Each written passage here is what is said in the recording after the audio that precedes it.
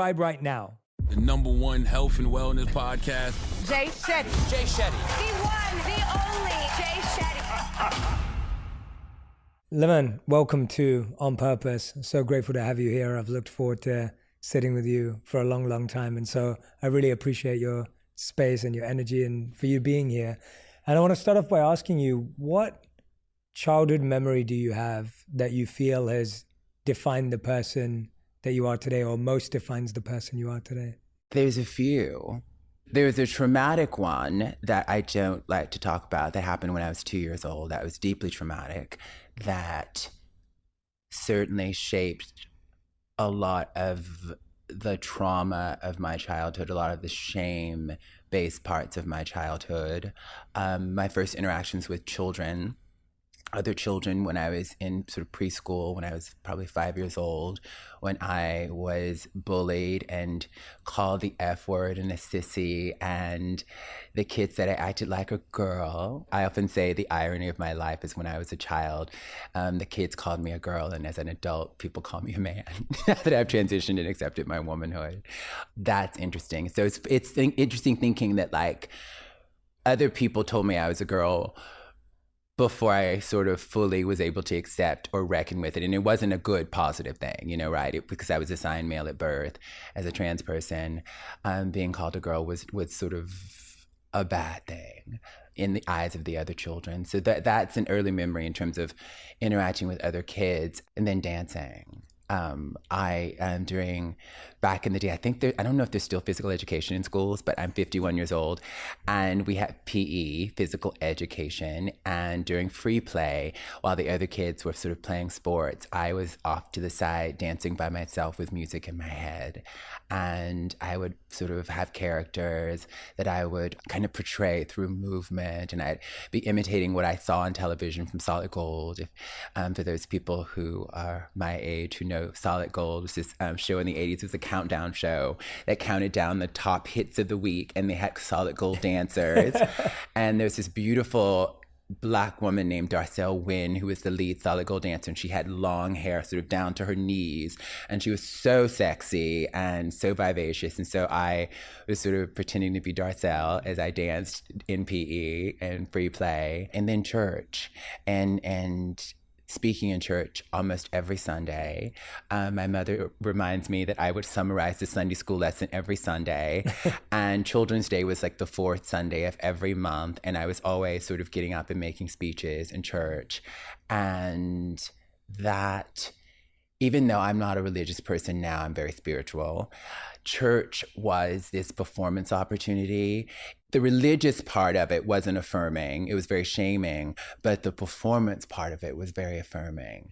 Being told that I was a good speaker and that I was smart was something that dancing and starting to study dance in third grade and doing talent shows, and then being considered a smart kid who spoke well, became my identity in terms of how I saw myself. In addition to the identity that was sort of placed on me, that was from the other kids and from my teachers, the bullied identity, the freak, the sissy, the F word, the queer, all those identities that were stigmatized were sort of placed on me. But I also won talent shows and was a good speaker.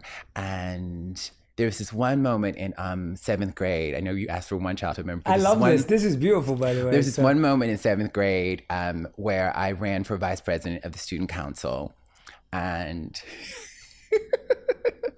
and I remember sort of doing the campaign, and I made little flyers and stuff. And like, I was this very, by middle school, I was dressing myself with things from the Salvation Army, and it was not quite gender nonconforming yet, but it was going more in an androgynous direction. And I was kind of this know-it-all kid. I was like, raising my hand, to be the first one to answer questions in class is very annoying.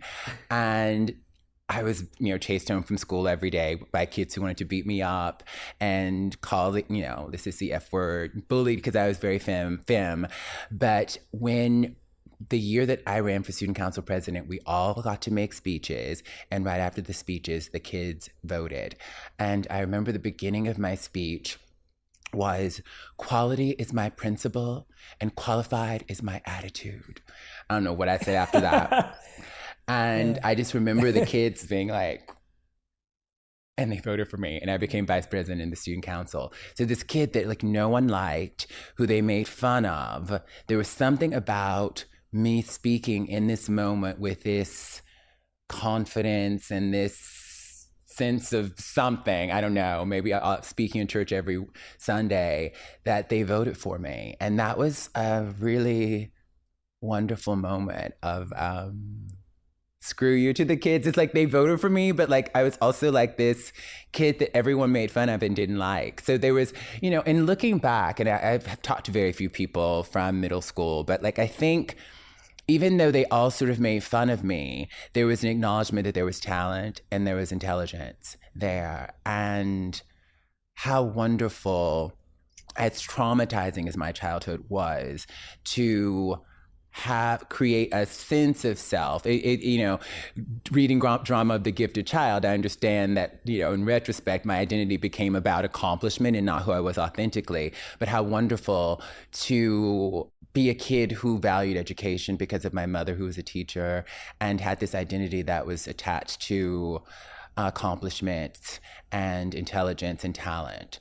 That's a lovely thing, particularly as as a woman in the world where so often now a 51-year-old woman thinking about aging and who's an actress in Hollywood, and so much of being a woman is about how we look.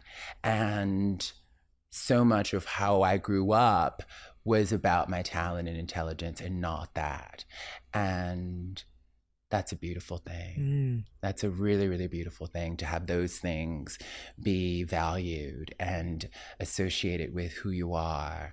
And so as I, sort of go into the world and do a lot of different things, knowing that I'm talented, knowing that I'm smart, and that because of all that training in church and doing public speaking competitions and, valuing education and still being just a student of so many different things, that I can lead with those things, and that those are the reasons why I've gotten to where I am. I think on God's time, not my time. I thought it should have happened 25 years ago, but it didn't happen until I was 40. Yeah. But it did happen right on time, and when there was a sense of purpose attached to it, and that there was something to say. And so that is another intention of today, is to try to say things in a way that people can hear.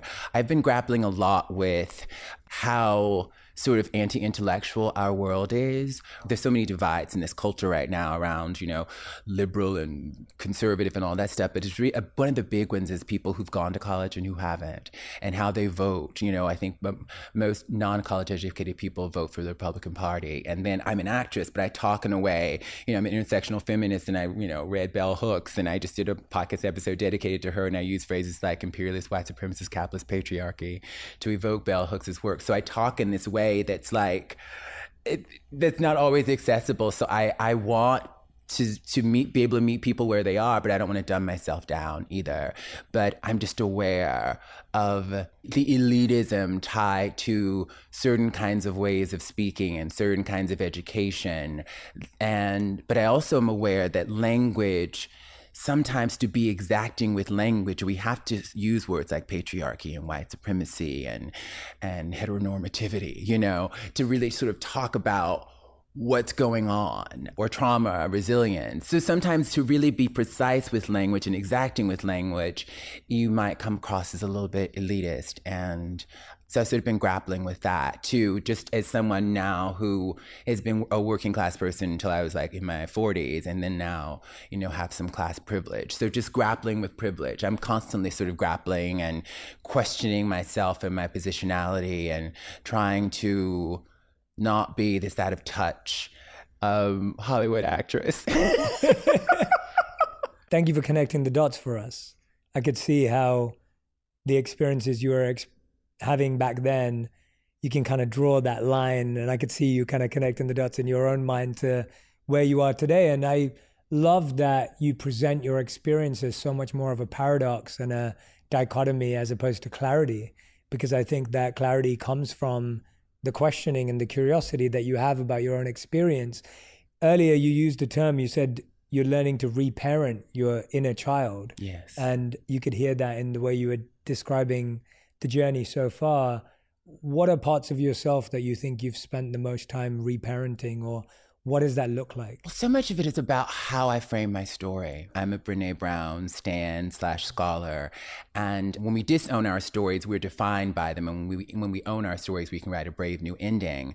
And so much of, and actually, interestingly enough, on the podcast, I was just watching one of your earlier podcasts when you had Oprah on, talking about what happened to me. And so much of the way for many years, I had been in denial about all my childhood trauma. Like, I was in denial about the bullying and the straight up violence I experienced as a child, a gender nonconforming child. And so I needed to, for many years, to talk about that. I needed to reckon with that and just acknowledge that it happened and feel the pain of that there was no tools to experience as a child. And then so I sort of went from that, the what happened to me. Well, actually, I was at what's wrong with me. And then I went to what happened to me. And then now I'm in a space of like, was right with me, and what happened that wasn't just traumatic, but was affirming, and that were resources and the things that sort of helped me get through. I've been working with an amazing therapist named Jennifer Burton-Flyer, who I interviewed on my podcast twice in the first season. And we do somatic work that is based in the community resiliency model based on the Trauma Research Institute. Do you know this work? I've heard, I'm familiar with it, but not but the Trauma Research Institute came up with this thing called CRIM, or the Community Resiliency Model, that is sort of based in resilience, and it's somatic work. So it's all about sensing into your body, and there's 6 tools of that. And so I've been working with my therapist on sort of refiring and rewiring, to sort of the way Dr. Joe Dispenza talks about it, and creating new neurotransmitters in my nervous system and deepening my resilience zone. So there were things in my childhood that got me through my childhood, the dancing. And so to acknowledge that there was abuse and that there was bullying and violence in my childhood, but there were also things that got me through my life: art and dancing and reading and performing.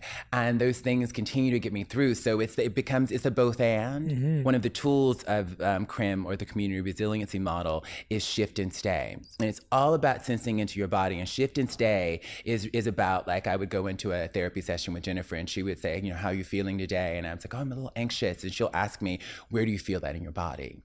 And often my anxiety sort of happens in my stomach. I'm feeling a little bit of that now, I think, just because of being in a podcast. And then Jennifer will invite me, is there somewhere in your body where it feels neutral or positive? And right now it's my ankle. And she'll invite me to breathe into that and focus my attention instead of where it's anxious, but to focus my attention on where it's neutral and positive. So I'm focusing on my ankle right now. And then we just kind of focus the energy there. And invariably, if I can focus my energy in my body where it's neutral or positive, sometimes eventually the anxiety will dissipate. Maybe not completely, but it'll dissipate a little bit. And that's really about living in the both and in our bodies. Mm-hmm. And it's a reminder that we become sort of what we focus on too, literally in a somatic way, literally in our bodies, but I think in a sort of more global sense as well. We become the thing that we focus on. So, and the tricky thing for me is my attempts to do both and, I do the and without the both and. Meaning, yes. I focus on the resilience, I focus on the neutral and the positive, and I'm in a little bit of denial of the challenge, of the anxiety, of the difficult thing that's going on in my body. And so I have to be able to acknowledge that part too, and not just be in the resilience, because there's a bit of denial there. And I'm not in the full truth of what's going on in my body, what's going on with me in a moment. So being able to, like, say the anxiety is here, maybe it's attached to a story, maybe it's not. Sometimes it's just a feeling. Sometimes it's not necessarily attached to a story. Often it is, or a thought. And then go to that neutral or positive place, the resilient place, the thing that brings me joy, but making sure that I don't skip the difficulty that might be going on too, and slipping into denial a little bit. Yeah. Thank you. In an effort to just sort of be positive all the time. Yeah, because that's just not real. Absolutely. And thank you so much for sharing that tool and technique. I'm sure everyone who's listening is going to try and practice that in their own way. What is amazing, last thing I'll say about CRIM, or the Community Resilience Model, there's 6 tools. There's an app called iChill, which breaks down the 6 tools. And it was devised by the Trauma Research Institute for people who might be, coming from veterans or police officers, people who are coming from very traumatic experiences, that you can take into your community and share tools that are very accessible. Doing it is not easy, but they're accessible tools. Shift and Stay is one of them. Resourcing was another one I mentioned. Gesturing is another. Tracking is huge. You have to track what's going on in your body. Help Now. So these are skills that are very accessible and that people can teach to each other. The practice of it, for me, the biggest piece is slowing myself down to actually track what's going on in my body. And we all know that book, The Body Keeps the Score. And so no matter what is going on intellectually and all the work, I've been in therapy for 23 years now, that it has to land in the body. It has to be work that it has to be somatic. It has to be because our bodies, 80% of our information comes from the body to the head and 20% from the head to the body, right? And so no matter how intellectual we are, no matter how much we want to talk it through and understand it, our bodies have to, if there's trauma, if there's stress, our bodies have to know it differently. Our bodies have to understand what a healthy connection or healthy attachment is. I have to know it in my nervous system. There's this knowing, and then there's like this knowing. Because of that thing, you've talked about it on your podcast, but so much happens in our lives pre-verbal, between the ages of 1 and 3, 1 and 5. Before we even have language, so many things will happen to us that we don't have words for, that our nervous systems are tracking in those moments. And so the work of reparenting, the work of resetting the nervous system, of deepening our resilient zone, it's about that somatic, that pre-verbal, that almost sort of even the prefrontal cortex, but that limbic brain, that piece that's like that reprogramming, that fight, flight, or freeze, so that we really deepen our resilient zone. Anyway, I could talk about this all day. No, genuinely, it's so helpful and so insightful, and I know our community is going to love this so far. But I want to go back to your comment, and you mentioned a few times on how we like to deny certain experiences and uncomfortable things and difficult things. And I know that for a fact. I've done that so much in my life physically as well. It's so easy to deny a physical pain thinking it's nothing, and emotional pain sometimes even easier to do it with. But why is denial so unhealthy? And what parts of yourself do you still find you may deny sometimes? Denial is unhealthy because we're not living in the truth for ourselves.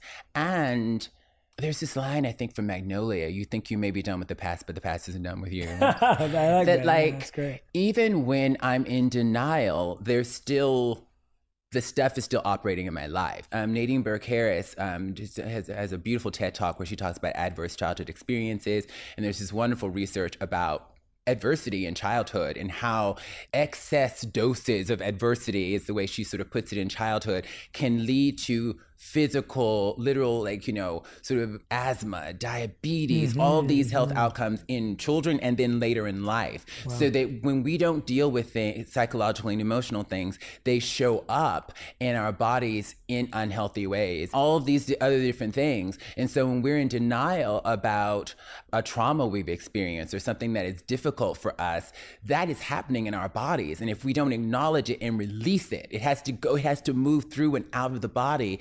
It can be deadly. Stress can be deadly. And my therapist likes to talk about, we talk about trauma resilience, but then there's different kinds of trauma and different levels and distressors, right? Stressors can bump us out of, there's an idea of the resilient zone. She sort of likes to encourage us to imagine these two lines, and that our resilient zone sort of goes in waves between these two lines. And then there's low zone, which is she likes to think of it as a house, and our resilient zone is the ground floor. Low zone would be the basement, and high zone would be the attic. And high zone is when we're in that fight, flight, or freeze, and we're anxious and we're stressed and we're just And then low zone would be this kind of like depressed. I don't want to get out of bed. Maybe I'm suicidal or I'm just like listless. And so we want to have deepening our resilience zone is about being able to go into lows and highs and be in and have emotions, but not be bumped into that high space or bumped into that low zone. And so if we are constantly in that high zone, and I've been constantly in that fight, flight, or freeze. I learned that really early, that I didn't feel safe and nowhere was safe. And so I was constantly releasing adrenaline, cortisol. That constant release of adrenaline and cortisol over 40 years, we're not hardwired for that. Biologically, we're supposed to we see the bear in the woods, we release the adrenaline, cortisol to fight that bear, to flee that bear, and then we go back to homeostasis. If we're constantly, what if, Nadine Burke says, what if the bear comes home every night? We're constantly releasing that adrenaline and cortisol, and then we're just depleted after a while.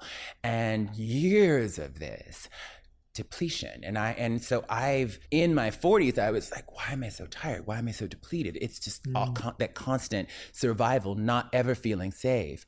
And so trying to find so much of deepening my resilience zone is creating safety.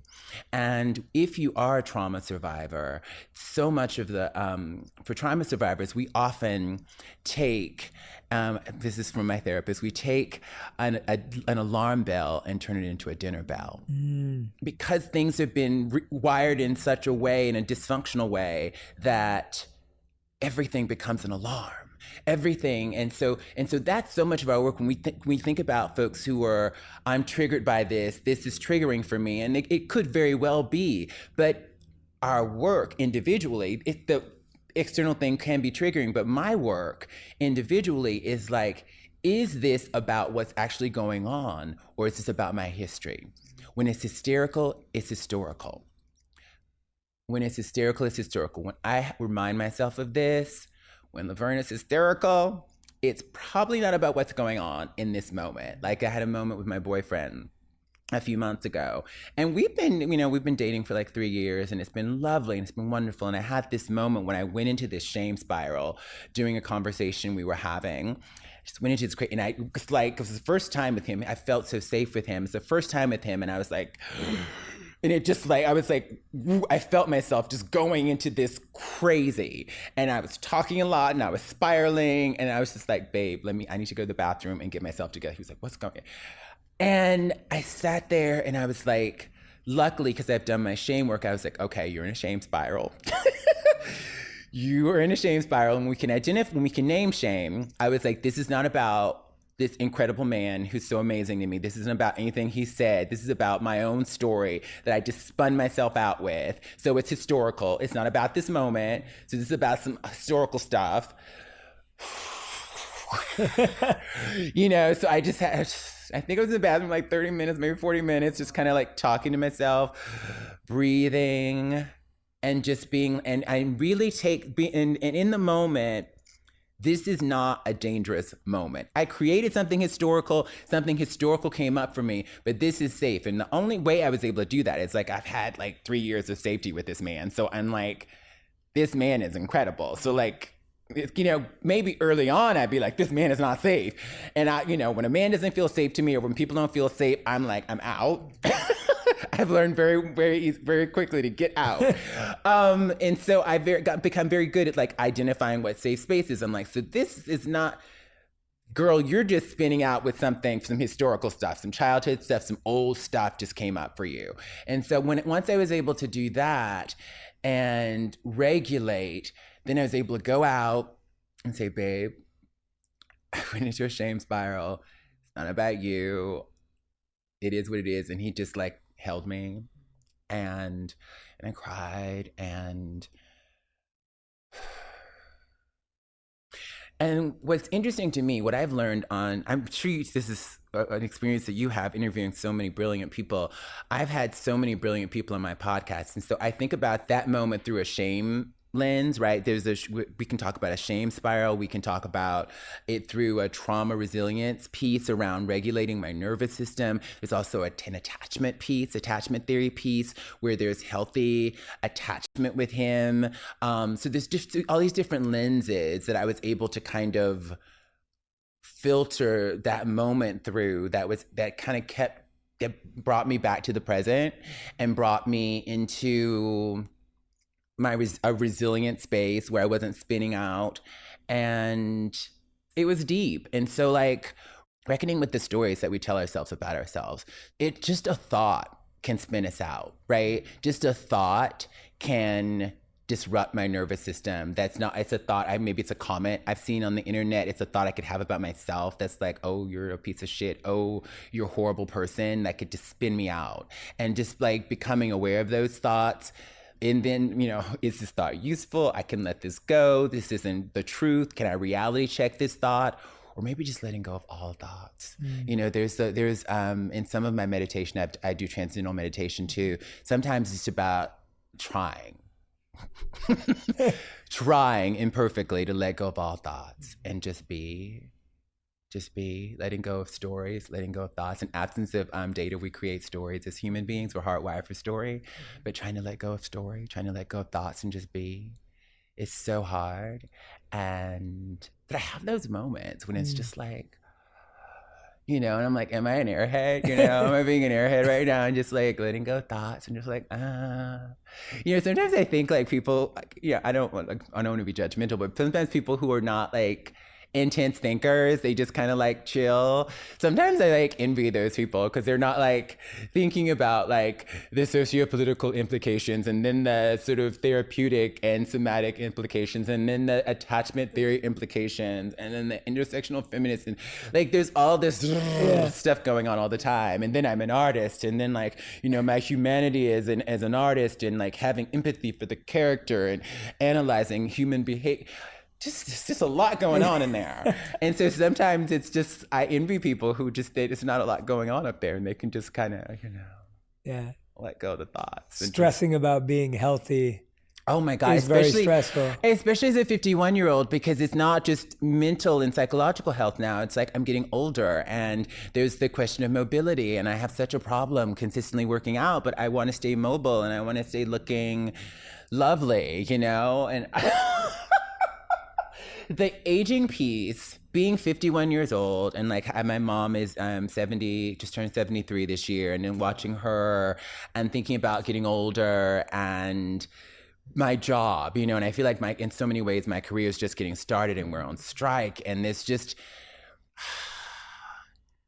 scary aging as a woman in Hollywood. And I think what's beautiful about being trans is that like, the public has been very, as transphobic as people are, the transphobia of some people in the public has helped keep me right-sized around my appearance. Because sometimes I'm like, oh, Laverne, you look cute. Laverne, you're sexy.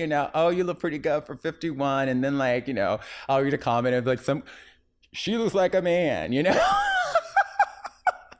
And luckily I can laugh about that. Luckily I think it's ridiculous and I understand people are transphobic, but it keeps things in perspective. But I also would be delusional and not in the truth if I didn't acknowledge that I've not just been on multiple magazine covers because I'm smart and talented, that there is a desirability politic that goes into being an actress on screen in Hollywood and doing a lot of the on-camera work that I do. And aging in that environment is scary as a woman in an ageist business, in an ageist culture, and the connection between misogyny and aging, and then being a Black woman and a trans woman.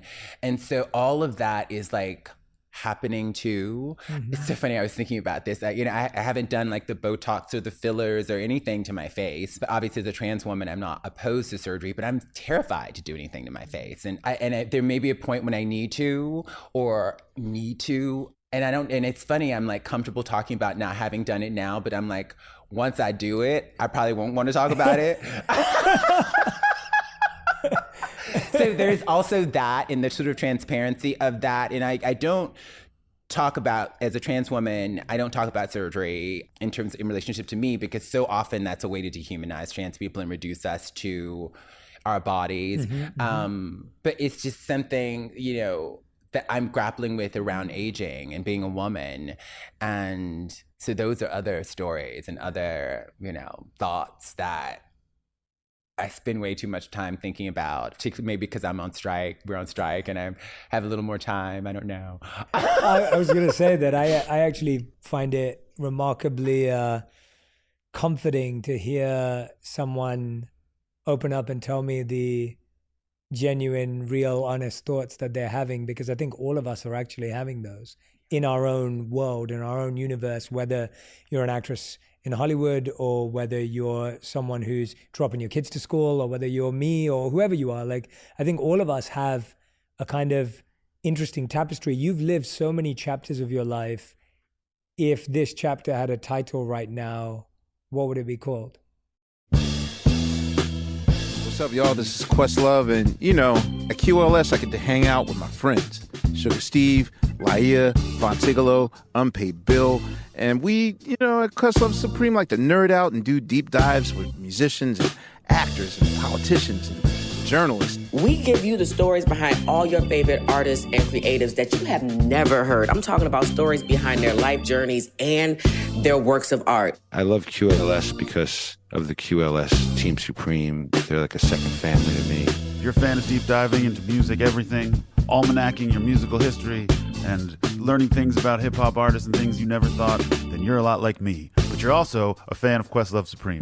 One of the things I love the most about this show is that we get to learn from the masters. I look at being on this show as my graduate program in music. Listen to Questlove Supreme on the iHeartRadio app. The podcast for diving deep into the rich world of Black literature. I'm Jack Peace Thomas, and I'm inviting you to join me in a vibrant community of literary enthusiasts dedicated to protecting and celebrating our stories. Black Lit is for the page turners, for those who listen to audiobooks while commuting or running errands, for those who find themselves seeking solace, wisdom, and refuge between the chapters. From thought-provoking novels to powerful poetry, we'll explore the stories that shape our culture. Together, we'll dissect classics and contemporary works while uncovering the stories of the brilliant writers behind them. Blacklit is here to amplify the voices of Black writers and to bring their words to life. Listen to Blacklit on the iHeartRadio app, Apple Podcasts, or wherever you get your podcasts. Hey, I'm Gianna Prudenti. And I'm Janae Jackson Gadsden. We're the hosts of Let's Talk Offline, a new podcast from LinkedIn News and iHeart Podcasts. When you're just starting out in your career, you have a lot of questions, like how do I speak up when I'm feeling overwhelmed? Or, can I negotiate a higher salary if this is my first real job? Girl, yes. Each week, we answer your unfiltered work questions. Think of us as your work besties you can turn to for advice. And if we don't know the answer, we bring in experts who do, like resume specialist Morgan Sanner.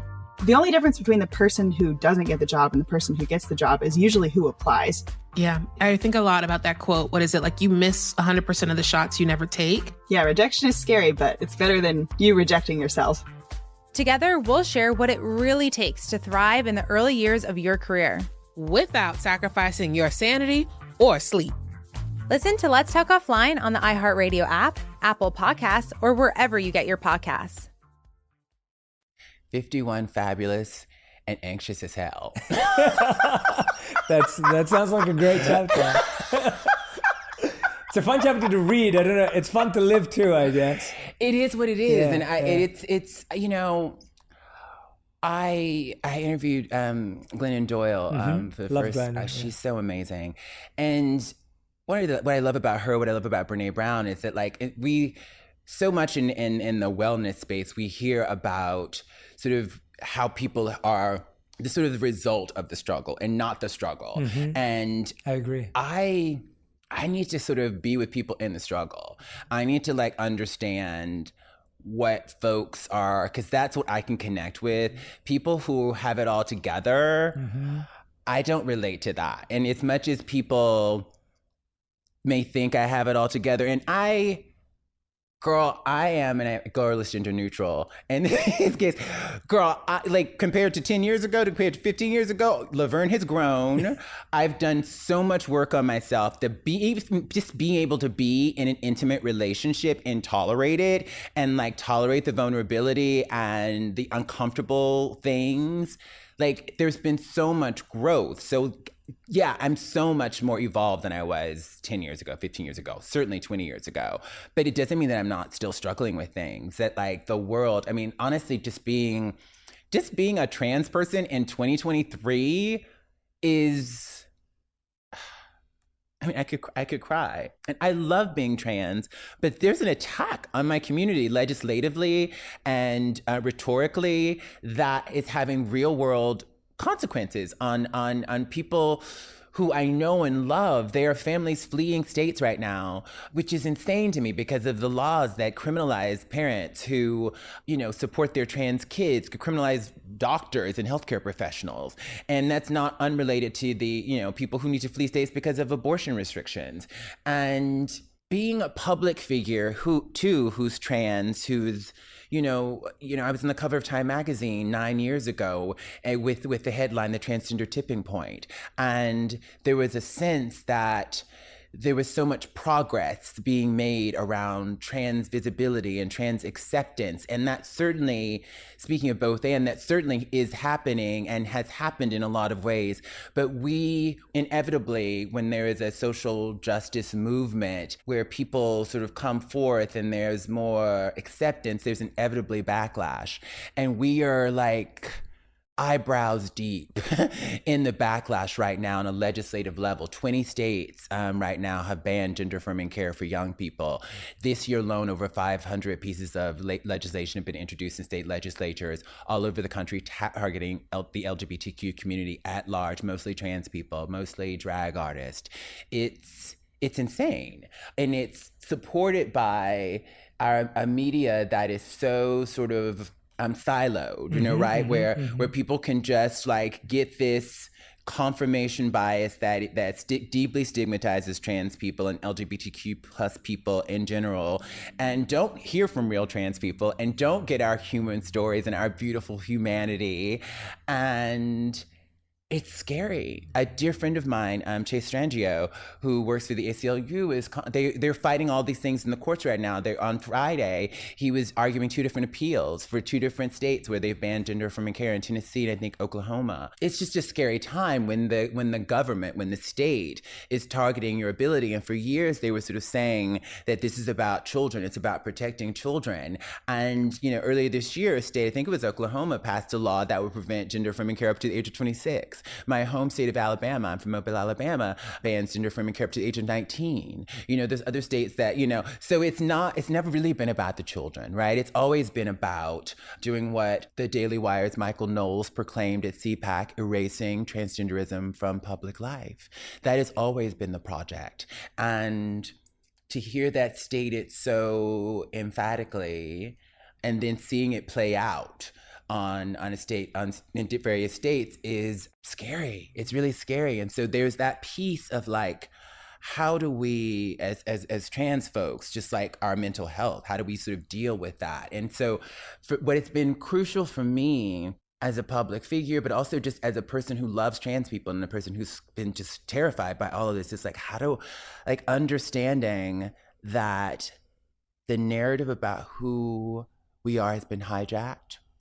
And there's a deep propagandistic misinformation campaign that is going on around our identities that is leading to legislation that seeks to erase us from public life. But there is a reality of our lives. There is a reality of our existence. There is a reality of our beauty and our talent and our anointedness that I'm amazed by.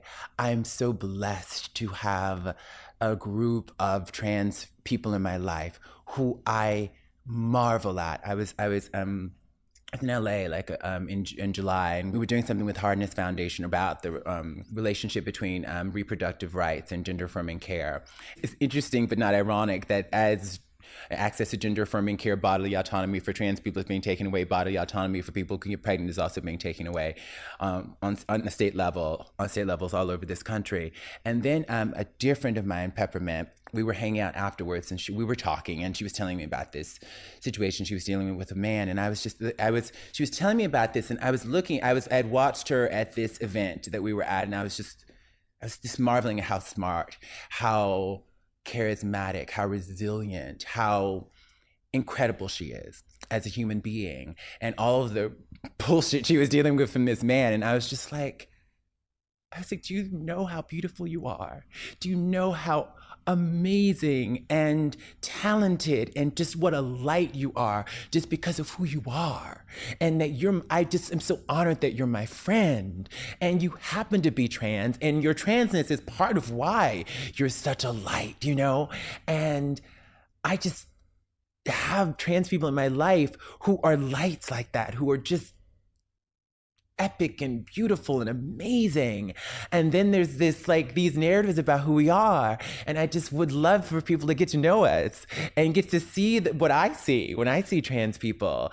And so that's what I have to hold on to, our humanity, our beautiful humanity, and shout it from the rooftops, and then continually surround myself with the beautiful trans people in my life who are anointed. You know, I always like to remind people that in indigenous cultures all over the world, trans people were considered spiritual creatures, spiritual leaders. In India, the Hijra, you know, pre-colonialism, were, you know, folks wouldn't get married or have a christening without the presence of a Hijra, and they understood that if they got a blessing, their child got a blessing from the Hijra, that their child would be okay and would be better. We have two-spirit people here in the in Native communities here in the United States, the Mahu in Hawaii and in the Philippines. They're all indigenous cultures all over the world. They were third and fourth gender traditions. So trans people aren't new. Non-binary people aren't new. We've always existed in pre-colonial communities.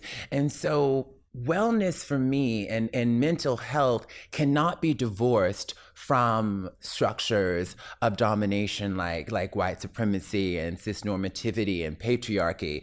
And, you know, colonialism is synonymous with a gender binary that necessarily erases the natural occurrence of people who exist outside that binary.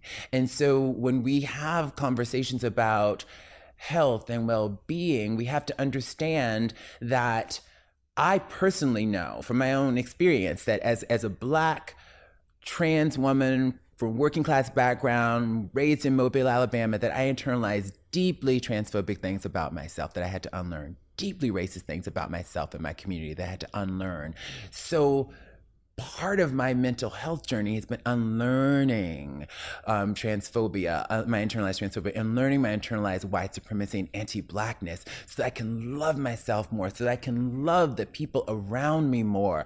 And understanding that we're all raised in a culture that teaches that, for me, creates so much empathy for people who might be struggling with that, who might not understand the extent to which they've internalized transphobia or white supremacy. And so I can give them a lot of grace because I've been there too. I've been transphobic. I still have transphobic ideas and thoughts that I have to unlearn and check myself with. And that is part of my mental health. I've said on my podcast and I say in life that there, you know, it's like 50% of things, 50%, I don't know if it's 50%, are the structures, are the things that we internalize around white supremacy.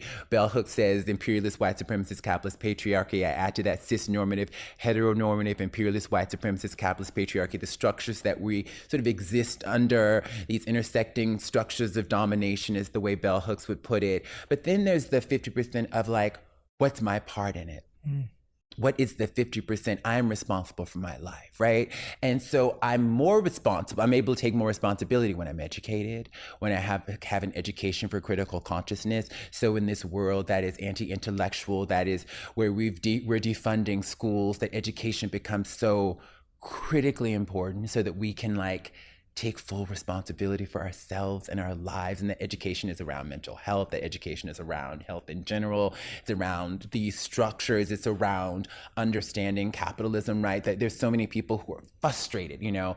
My boyfriend, who's considerably younger than me, he makes a wonderful living, can't buy a house right now because real estate prices are just so insane.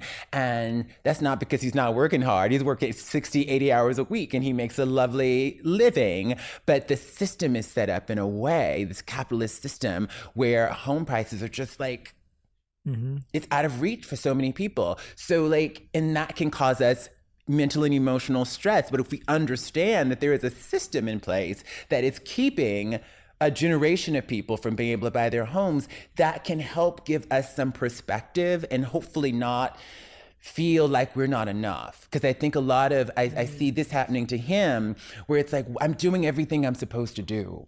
And I think he happens to be a straight white man. And so there's all these conversations now about crisis around men. And there's I don't know if you would agree with that, but I think so much of that crisis, especially when I see, dating a very attractive, dirty blonde, blue-eyed, straight white man, that that the world has told him this is what, should be available to you as a straight white man who's attractive and who works hard. And then these things are not available because of a system in place that it really is designed to keep, a lot of people down, whether you're black, white, whatever. And so I think so much of the cognitive dissonance now, and we've displaced that. We say that feminism is the reason, right? I see if you go into the manosphere on the internet, you'll hear a lot of men saying, "Oh, feminism is the reason why," or diversity and inclusion programs are the reason why. When maybe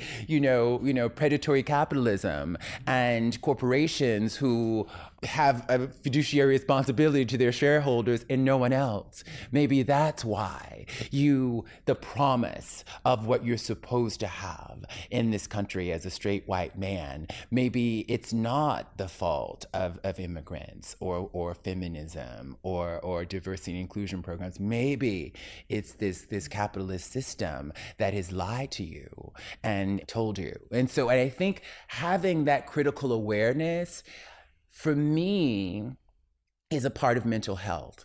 For me, having a critical relationship to the world around me on a systemic level is part of me just having a perspective, placing things in perspective. And so that it reduces the beating myself up. It reduces the I should be working harder. I should be doing more. I'm not enough. And, it doesn't absolve me of responsibility for my life, because I think there's a mentality of saying, oh, racism is this, I'm never going to get to where I need to go. We can do that, or we can say racism is this, sexism is this, misogyny, war, transfer, all of these things are true, but I'm here. But I'm here, and I have an opportunity in this corrupt system. How can I navigate? How can I negotiate within this system and to let my light shine? To be on purpose. Why am I here? Why has God put me here on this planet? And how can I, in the face of all these things, rise up and be there for myself as much as I can so that I am not a victim of any of this? I refuse to be a victim. That I can say to myself, in the face of all of this, I'm going to proceed in the world with dignity, with self-respect, with love for myself, with love for other people, and a deep, deep passion for what I do, and a passion for getting better. And it's going to be okay. Hey, everybody. Welcome to Across Generations, where the voices of Black women unite in powerful conversations. I'm your host, Tiffany Cross. I want you all to join me and be a part of sisterhood, friendship, wisdom, and laughter. In every episode, we gather a seasoned elder. But even with a child, there's no such thing as the wrong thing if you love them. Myself as the middle generation. I don't feel like I have to get married at this big age in life, but it is a desire I have and something that I've navigated in dating. And a vibrant young soul for engaging intergenerational conversations. I'm very jealous of your generation that didn't have to deal with Instagram and Tinder. This is Across Generations, where Black women's voices unite, and together, you know how we do, we create magic. Listen to Across Generations podcast on the iHeartRadio app, Apple Podcasts, or wherever you get your podcasts. Hi, I'm Essie Cupp, and I have spent the last 20 plus years knee-deep in politics and the news. I've covered some really tough subjects, from war to genocide to 6 presidential elections, way too much Trump. And you know what? I need a break, like a mental health break from the news, from the triggering headlines. And I kind of suspect some of you listening out there might need a break too. So my new podcast is going to be just that. A fun and loose space where I talk to my famous friends and people I admire about all the stuff that consumes us when we're not consumed by politics. I did not really rebel in the 60s. I had no sex in the 70s. I made no money in the 80s. So when true crime came along, I missed that trend too. So many great guests are joining me, from Josh Mankiewicz to Larry Wilmore to Molly Jong Fast to Josh Gad. I'm so excited that you have this platform, and I am just like hoping that I don't destroy the platform in its earliest stages. Listen to Off the Cuff on the iHeart Radio app, Apple Podcasts, or wherever you get your favorite shows.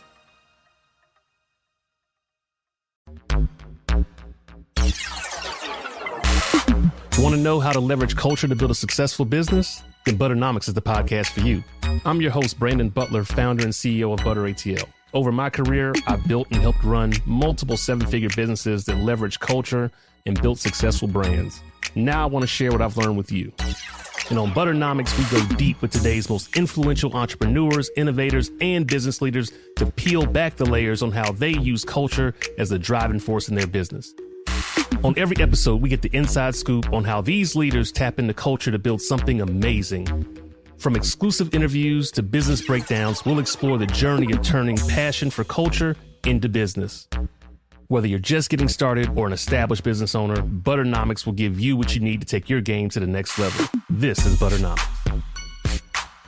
Listen to Butternomics on the iHeartRadio app, Apple Podcasts, or wherever you get your podcasts. Wow. I'm genuinely in awe of how someone can internalize what's going on around them and at the same time remain independently thoughtful about what that means.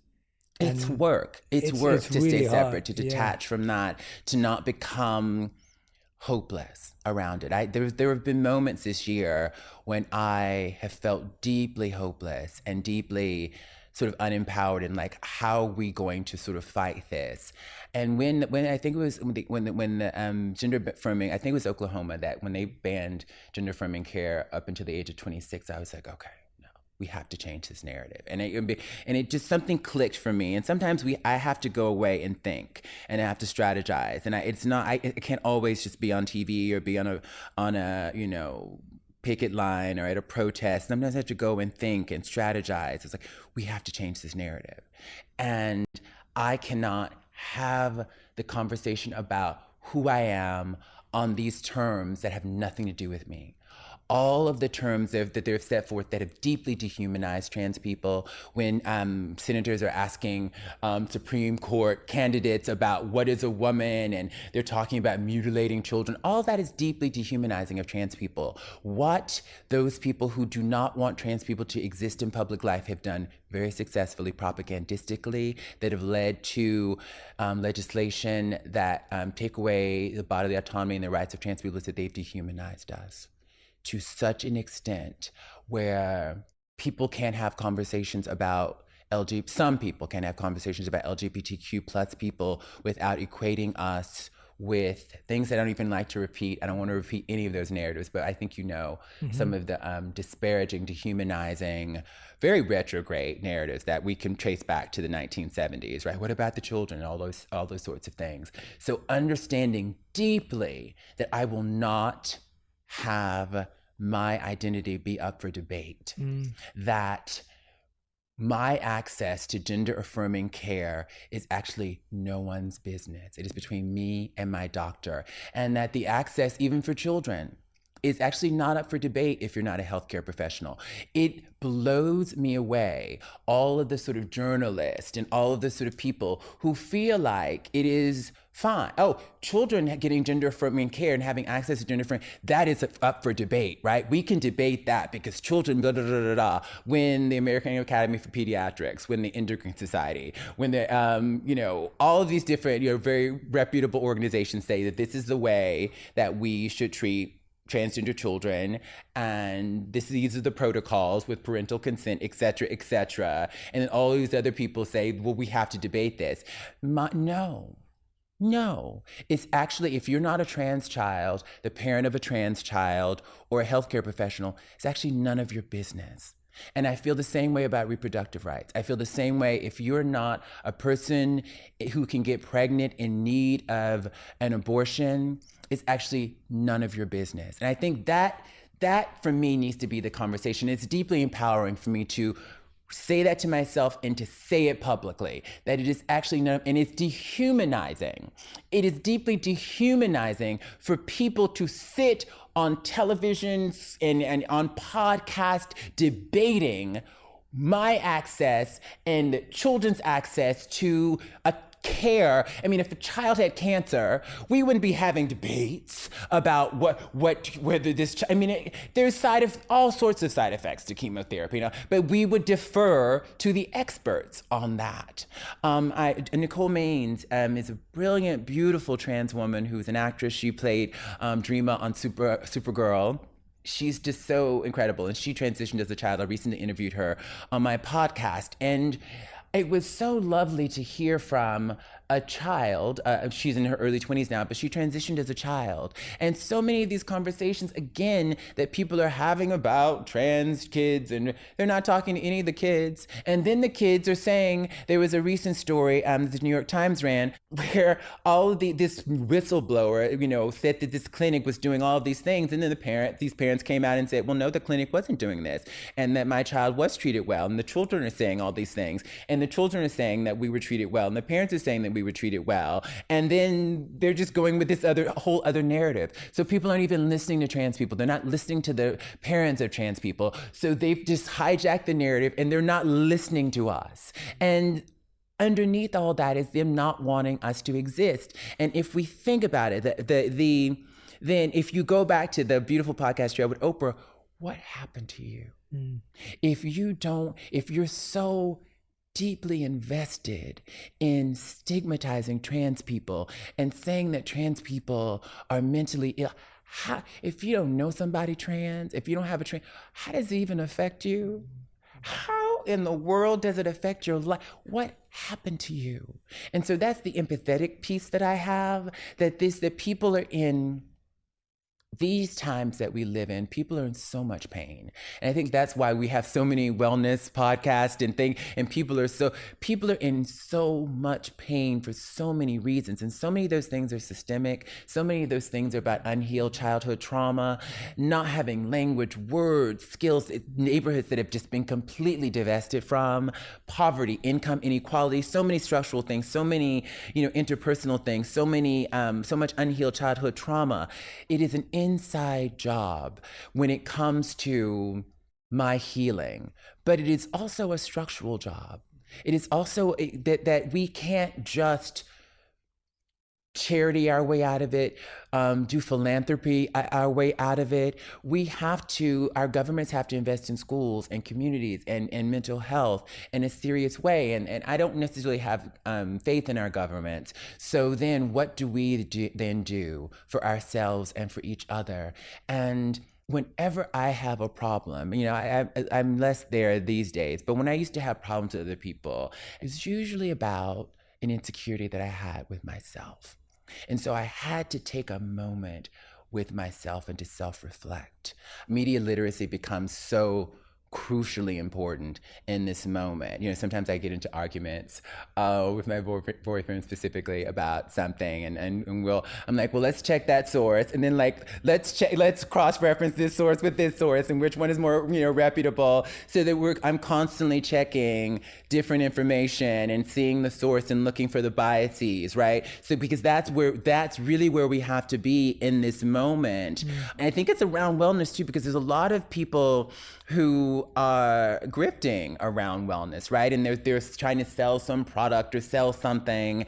And we have to just always have critical awareness around the things that that the information we're getting on the internet, the information we're getting from cable news, from the news in general. Just a critical awareness around information is crucial. And critical thinking skills are so important, and teaching people how to triple check sources and get information, find reputable sources and thinking about like how a study can be manipulated, right? Just having that critical awareness is just crucially important in this day and age, because I think we can spin ourselves out in a psychological and emotional way. When we think about the people, I think about those folks who said that they were radicalized around January 6th, right, through social media propaganda, and then found themselves, on trial for their lives and admitting that they were sort of propagandized and,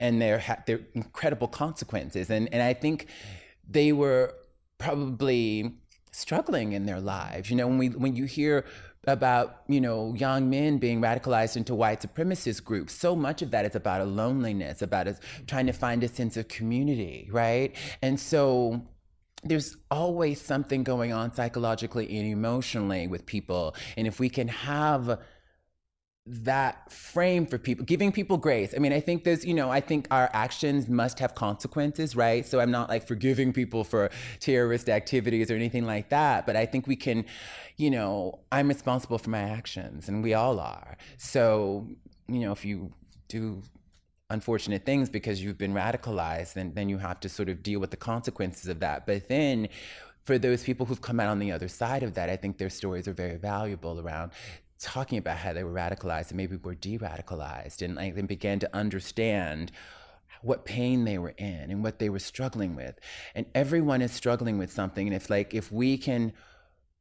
can, hopefully we can meet people with love and empathy in their struggles, the people in our lives who might be going down a road, some sort of very radical road, and a lot of people are right now. If we can hold them close, maybe we may not be able to, we may have to let them go. Certain people we have to let go of because it's not healthy for us. But if we can keep these people in our lives with love and empathy and maybe just love them through these moments, maybe they won't end up in situations that become, where they're going to prison for, behavior they've engaged in. On that point, I want to ask this question, because every time I feel what happens with any difficult, uncomfortable conversation is that, again, you pointed this out earlier, it's happening in silos.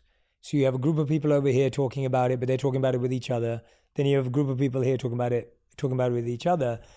If you could sit down, not a debate, not an argument, but a genuine discussion, conversation of learning from both sides with someone in the world, who is that person that you think you'd want to sit with to have that educated, thoughtful, conscious conversation around the subject matters that you care about? I mean, that's why we reached out to Joe Rogan, because I think, he has had so many... But he's kind of in the middle there, right? Like he's kind of trying to talk to both. He's interesting because, some people would say he represents a lot of normie, sort of opinions on things. And then like, there's some things that gone more sort of radically conservative on his podcast. But he's someone when I was interested in going on his show, it was just like, I would just love to chat with him. I'm not trying just to go and be a human being. I'm just go and be Laverne, just go and like, not necessarily, if we want to talk about some of these issues. I mean, I'm certainly not an expert in sports. That's a big issue with him. Trans people in sports. I don't play sports. I've never, I'm not athletic. I know a little bit about the studies that have been done, the very few studies that have been done on actual trans people in sports. But he's someone who comes to mind because I think it's really just about how can we be human? Can we be human together? And I think that's the first piece, that like so much of what has happened has been deeply dehumanizing, where they've sort of made trans people into an ideology. I mean, when people sort of like transgender ideology, I'm like, what exactly is that? And what are some of their concerns? You were talking about empathy. What are some of the concerns on the other side, so to speak, that you empathize with, or that you parts of the narrative where you're like, oh, I understand where that's coming from, but that isn't actually what I believe our thoughts are? Like, what would you say is like, oh, I get where that's coming from, but that's actually a misnarrative? Because I think what ends up happening, and I'm looking at it trying to look at it from an observer point of view and going, is it that people are actually arguing two completely different things, and we're arguing about the wrong thing? We're not even talking about I think that part of, I think honestly, part of the problem is that a lot of the ways in which, for many years, since the early 2000s, states have been attempting to do bathroom bans. I think Phoenix was one of the first cities, and we were able to sort of not have that, protests happen, and there were not bathroom bans against trans people using the bathroom. Famously in 2016, HB2 in North Carolina was the big bathroom bill, but there have been other states who've been trying to, ban access to bathrooms for trans people. So for years, conservatives were working to get trans people out of bathrooms. That actually didn't really work anywhere.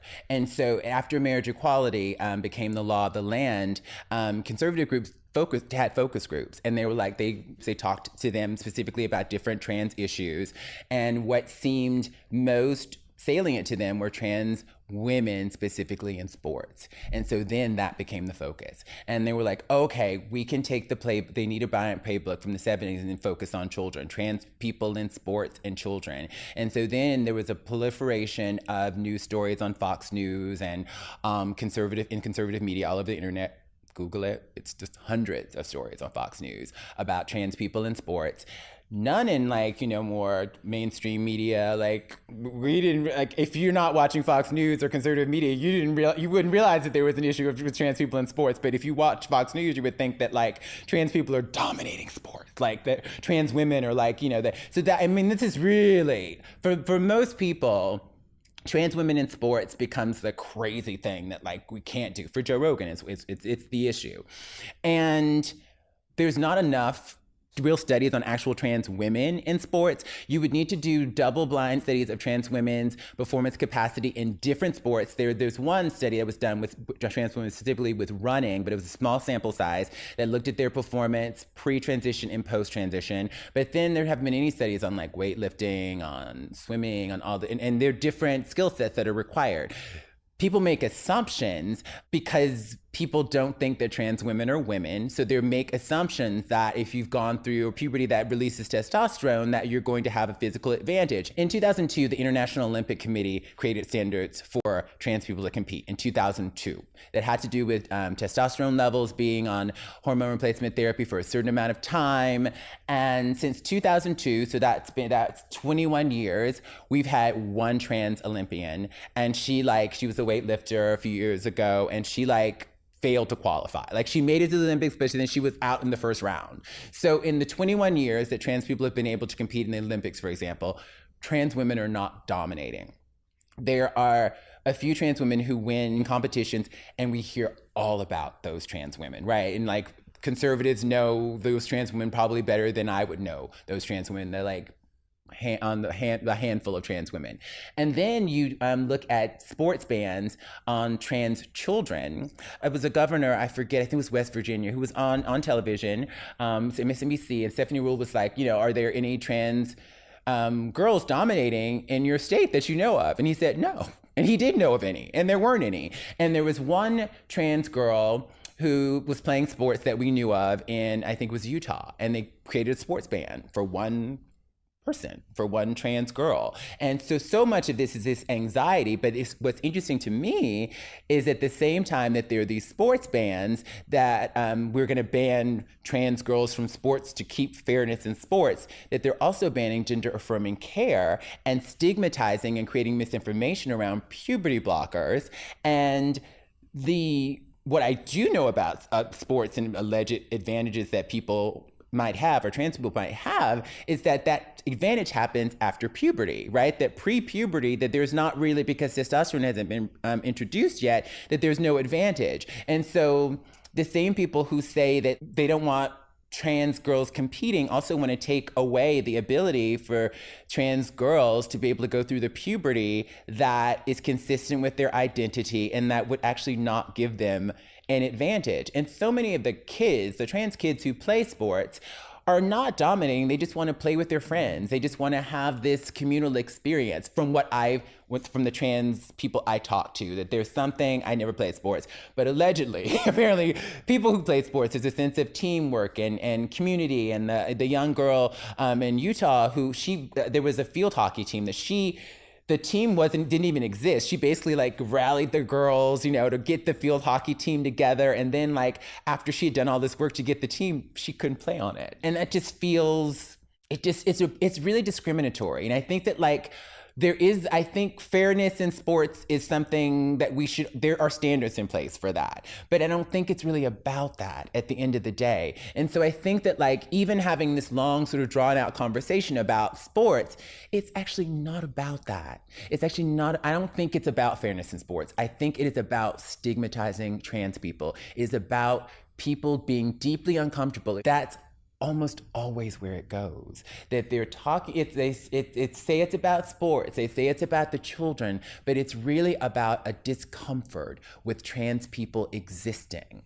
That's at the core of it. If we look at empirically at what they're saying and then the public policies that are put in place. So people make sports an issue. They make gender affirming care an issue for children, but it's ultimately about them wanting to erase trans people from public life because we make them uncomfortable for some reason.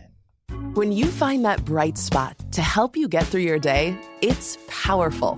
That's where The Bright Side comes in, a new daily podcast from Hello Sunshine that's bringing you a daily dose of joy. I'm Danielle Robay. And I'm Simone Boyce. Listen, both Danielle and I are reporters. We've covered the news and we know the world can feel heavy. But the Bright Side podcast is a space to have a little fun, to learn something new, and get into some friendly debates. That's right. Join us 5 days a week to see how life can look from the bright side. We'll hear from celebrities, authors, experts, and listeners like you. Whether it's relationships, friend advice, or figuring out how to navigate life's transitions, we'll talk through it all together. Listen to The Bright Side from Hello Sunshine every weekday on the iHeartRadio app, Apple Podcasts, or wherever you get your podcasts. Welcome to the Overcomfort Podcast with Jenica Lopez. Yup, that's me. You may know my late mom, Jenny Rivera, my queen. She's been my guiding light as I bring you a new season of Overcomfort Podcast. This season, I'll continue to discover and encourage you and me to get out of our comfort zones and choose our calling. Join me as I dive into conversations that will inspire you, challenge you, and bring you healing. We're on this journey together. I'm opening up about my life and telling my story in my own words. Yes, you'll hear it from me first before the cheeseman lands on your social media feed. If you thought you knew everything, guess again. So I took another test with Ancestry and it told me a lot about who I am. And it led me to my biological father. And everyone here, my friends laugh, but I'm Puerto Rican. Listen to the Overcomfort Podcast with Jenica Lopez as part of My Cultura Podcast Network, available on the iHeartRadio app, Apple Podcasts, or wherever you get your podcast. Get emotional with me, Radhi Devlukia, in my new podcast, A Really Good Cry. We're going to talk about and go through all the things that are sometimes difficult to process alone. We're going to go over how to regulate your emotions, diving deep into holistic personal development, and just building your mindset to have a happier, healthier life. We're going to be talking with some of my best friends. I didn't know we were going to go there on this. People that I admire. When we say listen to your body, really tune into what's going on. Authors of books that have changed my life. Now you're talking about sympathy, which is different than empathy, right? And basically have conversations that can help us get through this crazy thing we call life. I already believe in myself. I already see myself. And so when people give me an opportunity, I'm just like, oh, great, you see me too. We'll laugh together, we'll cry together, and find a way through all of our emotions. Never forget, it's okay to cry as long as you make it a really good one. Listen to A Really Good Cry with Radhi Devlukia on the iHeartRadio app, Apple Podcasts, or wherever you get your podcasts.